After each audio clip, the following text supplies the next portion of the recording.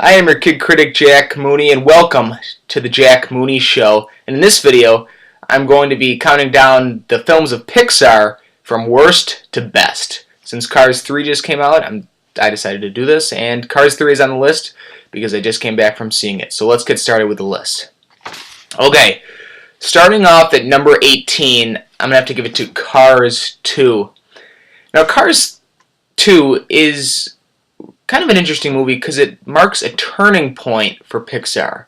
I think up until that point, Pixar was kind of invincible. It hadn't made a bad movie or a flop yet. I mean, it made Cars, the original. It was fine, but it had never made something, I guess, this bad. It didn't feel like a Pixar film. It didn't even feel like a DreamWorks film, which was very disappointing. A lot of people really trash on this movie, and I don't see it like that. I think it's fine. I mean, it's pretty disappointing and pretty low standards for Pixar, but there are some enjoyable moments. The animation is breathtaking, and the spy aspect is, I mean, it's okay, at least watchable, but I think it may have been a little bit of a mistake to have Larry the Cable Guy take that lead role, and that's obvious in Cars 3. Number 17, I'm going to give it to The Good Dinosaur, which I watched a couple of nights ago, and yeah, this one's bad. It's not as bad as Cars 2, but this one, it just is messy, and it just poorly paced. There's no villain. It just does not seem like a Disney film, a Disney Pixar movie. It's completely unlike them. The ending, I'm going to spoil it. The dinosaur Arlo, he finds his way home, and he gets there and it's done. It's like, don't you want to see what happens when he gets home? As far as him and the cave boy Spot, I thought that was a nice relationship. Definitely the part where Arlo is showing Spot the fireflies like his dad did, I thought that was kind of emotional. And Pixar is good at pulling at your heartstrings. But you know, it's really good in visuals. I'd say it's probably their best animation. There's some landscape scenes where I'm like, is that real or is that animation? So to think that Pixar was able to achieve that is just really nice. So animation-wise, it's pretty good, but story-wise, it just sucks. And I know it was very problematic during production, so that's obvious. Number 16, I'm going to give it to Cars. Now, Cars, I'd say, is another turning point for Pixar, because up until Cars, their movies were like perfect, and Cars was just their first movie. That doesn't mean it's bad. It's pretty okay. Lightning McQueen is a good character. Mater, the whole Radiator Springs thing is cool, just kind of going back in time, which I like that aspect of it. But when I usually think, let's go watch Cars, I'm usually like, oh, it's going to be like a boring snooze fest. I think it's like 2 hours long. Same with Cars 2. And that's just, there's so many good Pixar movies out there that I don't want to waste my time with Cars, a boring Pixar movie. And yeah, definitely a disappointing one from John Lasseter.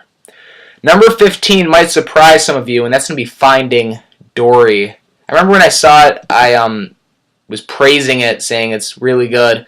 I rewatched it a couple nights ago, and yeah, it's not very good. It has its issues. I agree with critic Grace Randolph from Beyond the Trailer that it feels mostly like business. Like they just made it for Ellen DeGeneres and for Andrew Stanton to make his money back after John Carter. I don't really think it's as nearly as good as the original. I mean, it wasn't nominated for an Oscar.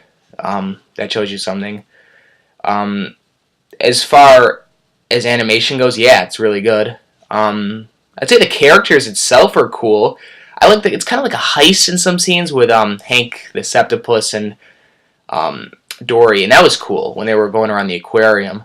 It just seemed weak, and it seemed like Pixar more recently is focusing on the message rather than the story, which I got from Grace Randolph, and I'm like, yeah, I really agree with her. They really need to go back to doing something really cool, and I'll get to that later in this video about when Pixar was at the height of its game. Okay, number 14 is A Bug's Life. Now, Bug's Life was the beginning, and it came after Toy Story, so that's like a really big high jump to make, and it was good. That had a good story and a good message. Just to think that Flick goes out and he gets these kind of like band of misfits, and then the fact that they end up defeating the grasshoppers, I just thought was really triumphant. It was really cool. So I like it. It's not. I've only seen it a couple of times, but if you say let's go watch A Bug's Life, I'll be like sure. It's a nice movie. Definitely shows the beginning of Pixar's timeline. Number 13 is going to be Brave, another problematic Pixar movie, but I kind of like Brave. It's not everybody's favorites. I don't agree that it should have won Best Animated Film at the Oscars, but, you know, animation once again is good. And the story, I like this one, that Merida is, you know, she has problems with her mother. And when her mother turns into a bear after what Merida did to her, which I thought was a really cool scene, she just grows to like her more and care for her and see how much her mother is in her life. And that bond that they form, I think, is really cool. And even though it may have been focusing more on the message, it just was definitely showing the development of their characters. And I feel like, yeah, it's a nice movie. I think it's not as good as some of other Disney movies, because I know this is trying to be all princessy, but it's a pretty okay movie. Number 12, Inside Out. I was very disappointed with this movie, but that doesn't mean it wasn't bad. It was good. I went in, I know it got like a 99 on Rotten Tomatoes, and I'm like, oh god, Pixar's back! And then I get out and I'm like, no. Same old, same old. In my opinion, I liked it. I didn't love it, but I thought that the fact of in Riley's head, there are all these emotions, that was really cool. And going inside and seeing all these different parts inside her brain, that was really neat. And they could have taken it to another level, but what they did with it was really cool. A little underwhelmed, but it was a nice movie. I would watch it again. I've only seen it once, so maybe I'd like it more on second viewing. But I was disappointed, but that doesn't mean it's bad. I liked it. Definitely the voice work in this one is Pixar's best. Number 11 is Cars 3. I know. I'm surprised at where it is in the list. I was thinking it would be right next to Cars 2, but no. Cars 3 is a really good movie. This is where I say is where the Pixar movies start to get really good. I really liked Cars 3. I just saw it about an hour ago, and I'm in the theater and I'm like, Pixar's back. The animation is stunning. Like the race scenes, it's dark, it's brutal. The crash scene with Lightning McQueen, it's like, how can animation do this? It's like really cool. And I think it's, a lot of people are saying, oh, I don't know about this, but the story is just really good. To see that it shows like what happens when you get older and how to rebrand yourself is just really interesting. That Lightning McQueen is a celebrity and he has to make that life-altering decision. What do I do with my life now? Do I keep going or do I do something new? And I feel like that's universal to a lot of careers where you're very popular, for actors and in the movie business especially. So that to show where Lightning McQueen started, the first one, where he's just this rookie, and now where he's getting older, it was a really touching story. And the fact that the movie starts out where he's like, Speed, I am Speed, I eat losers for breakfast. They do that in all of them. But then at the end of the movie, when he's going to go into his last race, he can't do it.